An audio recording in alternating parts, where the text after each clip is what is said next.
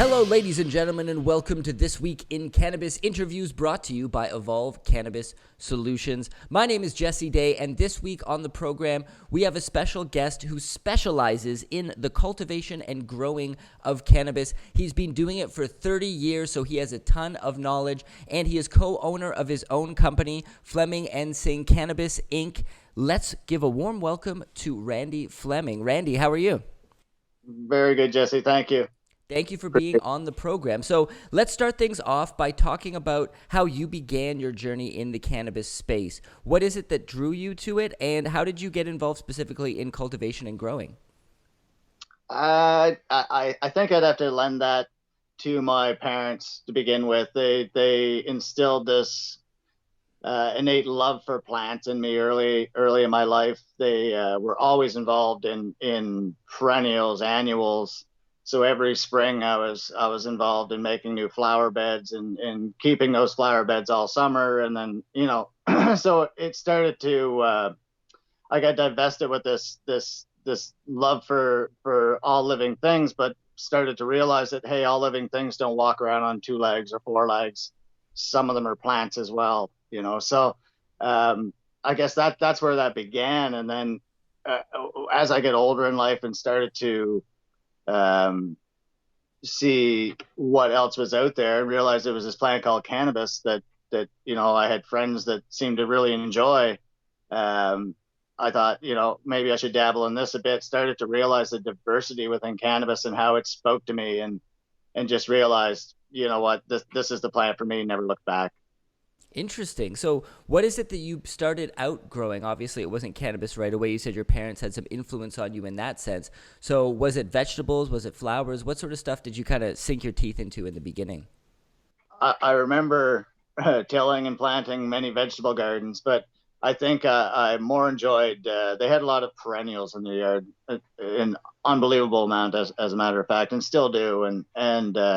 So to see some diversity within those plants, where you could have so many different types of daylilies, let's say, and the varietal difference. As I started to grow older, you start to see the cannabis has this varietal difference as well, but it's even more vast, and so you start to realize, hey, I guess maybe it's my personality. I have to try to master something, and this was something I could never master in my mind, and I don't think anybody ever will. There's such a variability to it. Right. So it's always a learning experience as you move forward. There's always either new technology, new developments, and then also new knowledge you can learn for yourself, right? Absolutely, every day.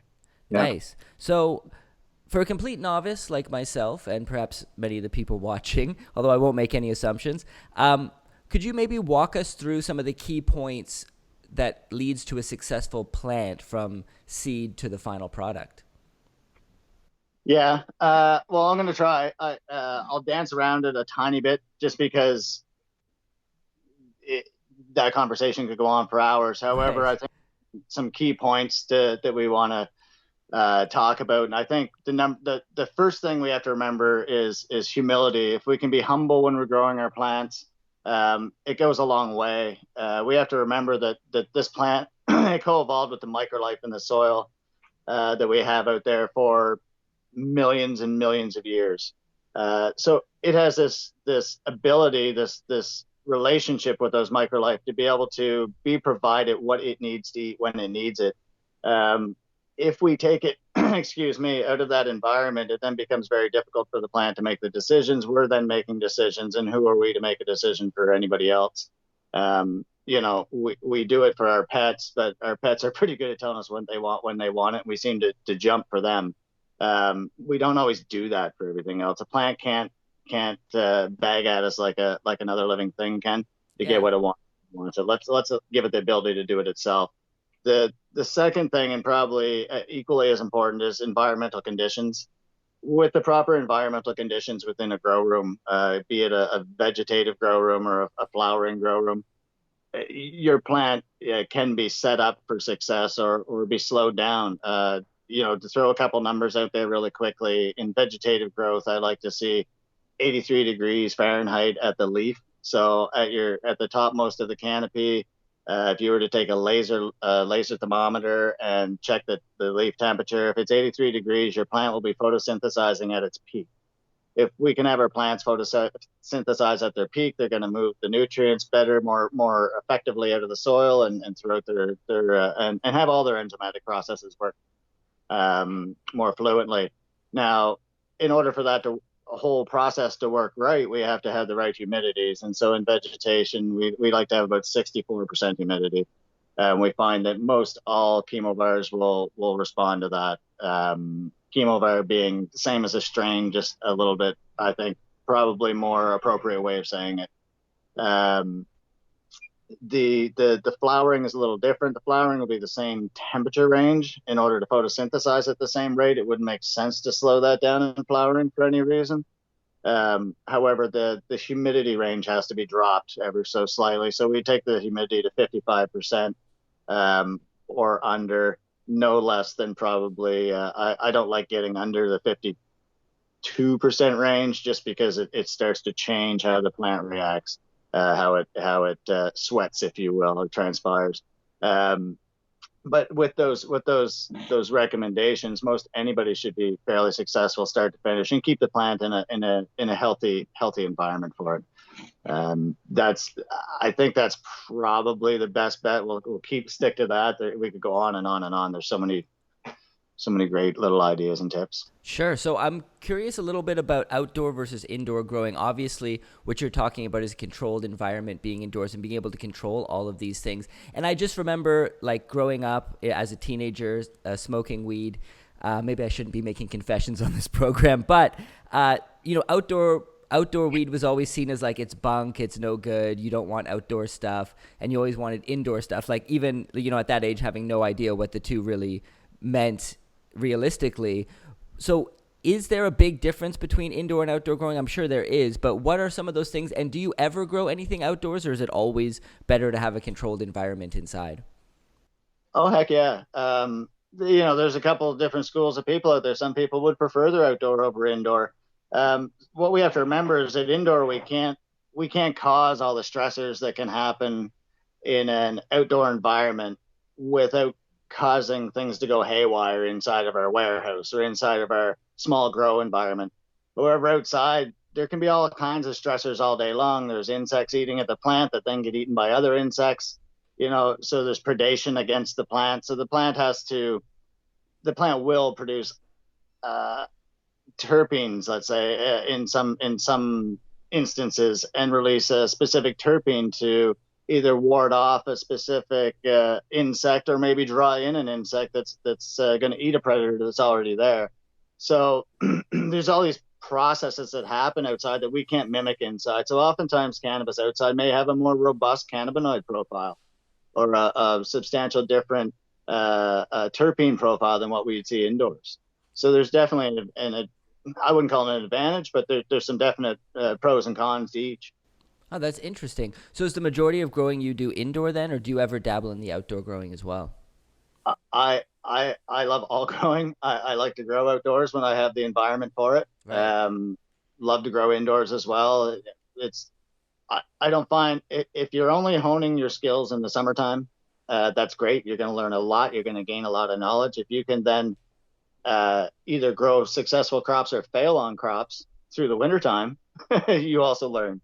So you get to have that much more hands-on. So I'm a proponent now with everybody being able to have 4 plants per household. Let's have them indoors. Let's have them outdoors in the summer, but Yeah. enjoy the plant indoors in the wintertime. Don't worry about the smell in your house. You may learn that you sleep much better with that smell in your house. Okay, interesting. Maybe everybody in the household's a little bit less on edge with that. you know, you have to remember aromatherapy has been aromatherapy, and we talk about people smelling chamomile or whatnot, or lavender and relaxing. Well, it's no different. These are all terpenes we're dealing with. So Right. Now, I want to talk a little bit about the technology behind cannabis cultivation and where it's kind of come from when you started up until now. What developments have you seen, and how has that affected the growing process? probably, I think one of the biggest things for myself and many other legacy growers was the advent of some scientific studies being done with cannabis that begin to validate what we've seen anecdotally for years, but weren't sure exactly why that happens. You know, why is it that if we do this to the plant at a specific time in its life, it produces this, or it gives us more terpene or more trichomes? You know, what is that? And then all of a sudden we start to understand that maybe it's lighting conditions or the light spectrum. So those studies, which have bolstered what we've learned and or taught us new things about the plant that we never would have known if we had learned it anecdotally, kind of hands-on, not in a lab. You know, but it goes both ways, of course. And with that, I guess maybe the other thing that I would mention would be the advent of LED lighting and the ability to have spectral change over your plants. Um, so, you know, we've now learned that if you have a plant that, excuse me, has a tendency to stretch and get quite large internodal spaces or large spaces between the branches, we can minimize that stretch with a blue light versus a red light.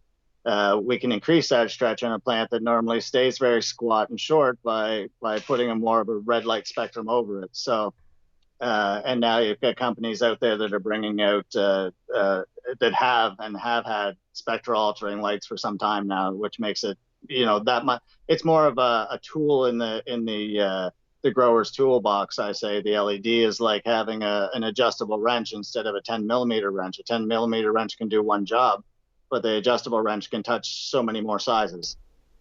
Interesting. So you'd say LED lighting is probably maybe one of the most significant technological advancements that's helped the growing industry.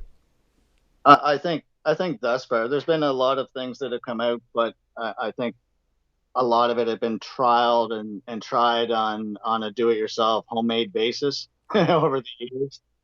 So to many they may have been new, to a lot they weren't. However, LED is to me one of these huge advancements that's going to increase the genetic potential from the plant, you know, almost every time. Interesting. So I want to talk about, since nationwide legalization has happened here in Canada, how has that impacted the growing industry from your perspective in both any either positive or negative aspects? I think we'd see it mostly as positive. I mean, as a company in this industry, Ab and I didn't come from money. We didn't have a lot of personal wealth. However, we're able to advance in this industry and become um, well known in the industry for what we do. No different than the ability now for a small scale farmer or a women's organizations or indigenous groups to become involved in the industry. It's not just the rich white dude Right. anymore. Anybody can be involved and should be involved.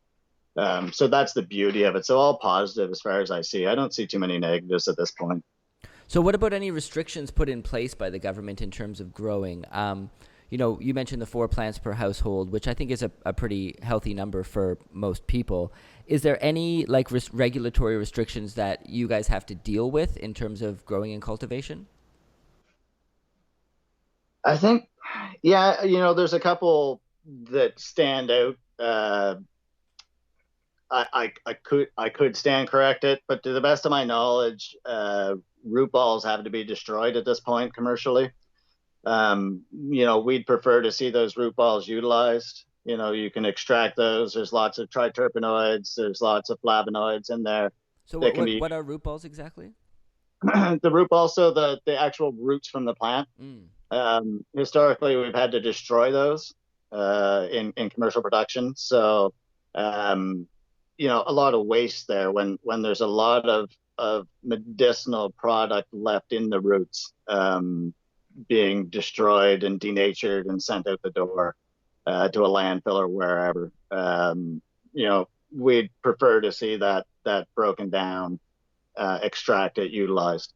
The other thing is it's extremely difficult for a legal producer to test their own product before they send it out, to taste test it, so to speak. So you can't get a proper sensory evaluation of what you've got there before you send it out to a client necessarily. Now, there's probably ways around that, but not internally. You just can't simply finish a crop, finish a cure, pull a bud out, roll it up, and try it. Oh, you can't Um, do that.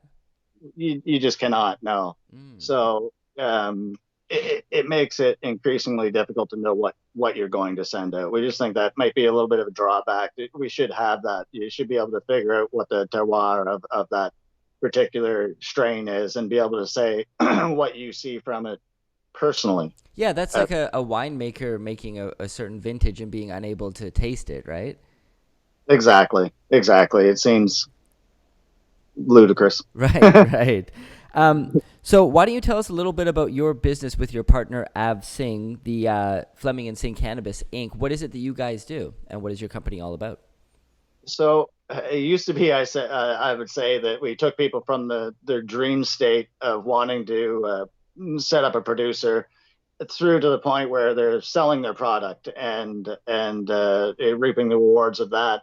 Not just monetarily, but the fact that they put out a high quality, in most cases, organic product.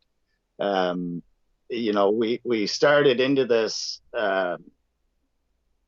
knowing that it was a new growing industry, that we wanted to make sure there was always going to be a reverence for the plant, or have some people within this industry that have an extreme reverence for the plant and the patient and the medicine being produced.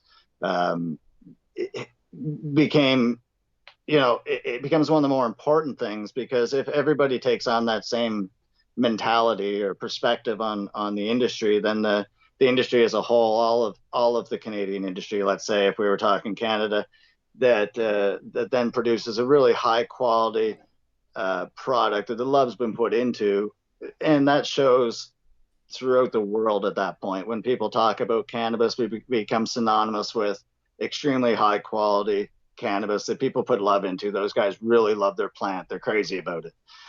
That's what I'd love to see. I'm sure Av as well. Now, Av is probably one of the biggest proponents I've seen, and one of the most knowledgeable people I've known when it comes to organic methodologies and cultivation methods. Um, so I couldn't be a luckier business partner as far as I'm concerned. Um, Great individual, and just so outstandingly knowledgeable and beyond humble. That I couldn't ask for anymore.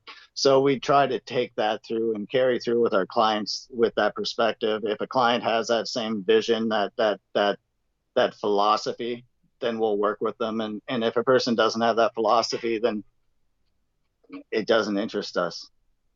It's not always about the return on investment. Return on investment comes with high quality product. It always has. It's just about producing that high quality product and understanding how to get to it. Right. It's great to see that you guys have such a reverence for the whole process and such a respect, and very interesting as well, as you mentioned, humility being one of the key components to a successful growing endeavor. And that's not something I would have thought of. So, and we will definitely get Av on the program for a future episode as well. So look forward to speaking with him, getting his perspective. So if you were to look forward, let's say 5 years from now in your industry, in both the growing industry and then also in the cannabis industry, both here in Canada and worldwide, where do you see it going? Where do you see things developing? Uh, I think, like on a high level, easy answer. I think you'll see that all outdoor production will go to extracts for the most part. There'll be some outliers, excuse me, outliers that will be different. Most micros will produce probably the highest quality, highest connoisseur quality cannabis, or connoisseur genre of cannabis, and then the warehouses will produce more medicine than anything, I would dare say. Just a micro has an ability to vary the environment, vary some of the parameters, like we talked about, between an outdoor and indoor grow, on a smaller scale, and get away with it than what a warehouse can. So you'll find that it'll be very regimented in a warehouse, but it may be more of a medicinal quality product than because of the regimented nature of it. Mm, that's fascinating. And what about, like, in Canada, I feel that we're kind of getting over the whole social stigma surrounding cannabis. Do you feel like that's going to become less and less of a thing around the world as well as more science and, your efforts doing growing and cultivation kind of come to light and more people realize this isn't such a harmful substance as they once believed? I think you see it more and more all the time. However, it's an education process, and I don't know that there's been enough education funding put aside, if you will, by the government. I mean, we still see, to my best knowledge, warnings about using cannabis more than a couple times could become addictive, and that's from what I hear on the packaging that you can pick up from a legal producer at the local liquor store, so to speak, at the cannabis store. So why a warning like that? Where did that scientific study come from? Right. Who scientifically out there is waving the flag saying that cannabis is addictive? Let's find out, and let's find out where their facts come from, because that's very misleading. That's troubling to me to see that from our own government, who should be very educated in what's going on, right? So just little things like that maybe need to change. And it's just, as I say, an educational process. And heck, it's just about asking. There's a lot of us out there that would love to help educate. There's a lot of, actual scientists out there that would love to help educate, that you don't have to pay to get that education. You just have to ask. Right. Have a humility to ask, right? Yeah, that's it. It all comes back to humility, as you said. So I want to end on this. What advice would you give to somebody else who wants to enter into the cultivation field of cannabis? And is there any, for example, things that when you started out, you wish that you know now that you might be able to kind of pass down to somebody who's getting started in this industry? I think I would strongly encourage it. I think there's not too many industries, I don't feel like, that should be stress free, and this is one that really should be stress free. If you've set a facility up properly, you're going into this walking, not running. This is a huge marathon. This is here forever. Or, it's not going away tomorrow, so no need in this huge foot race to get into it. You walk your way into it. You start small. That humility comes in, and that in the beginning you don't need to see your name on your product. Sell your wholesale product. Don't need to see that packaged with your name on it. At this point, why? Why does it need to say you on it? So, and then just through that slow, methodical process, a person becomes successful. They haven't made the mistakes that maybe you would if you ran into this. Remember the most important things in the cultivation being that humility and the proper environment.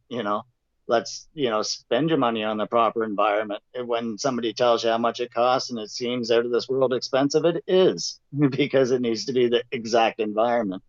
So all these things taken into account, a person can be wildly successful and have a stress-free journey. So heck yeah, everybody get involved. Nice. So where can people find you online if they want to look your company up?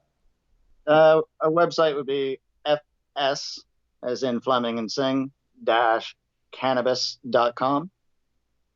If you were to type in Singh's name, probably it would link to ours, or my name. You would find a link to the website at some point as well on Google. Google's a lovely thing, but yeah, fs-cannabis.com. Okay, great. And we'll also link that in the show notes below so people can go check that out. So thank you so much for being on the program, Randy. I feel like we could talk to you forever. You've already shed so much knowledge on this. I've learned a ton, so we really appreciate the time. I appreciate you having me on, and anytime we get to talk about cannabis, we'll be there. We love it. The more we can do this, the more word gets spread. Like you say, we have to break these stigmas. Yeah. Let's, the whole, this is what it's all been about. All this legacy growing and everything over all these years. Now we're here. We've got what we always wanted. Let's take advantage of it. Yeah, absolutely. Thank you so much, Randy. And thank you, dear viewer, for tuning in. We'd love to hear from you. Go ahead and drop us a comment below. Let us know what you thought of the episode. Any ideas you have for future episodes or guests you'd like to see. And thank you for joining me on This Week in Cannabis Interviews. Until next time.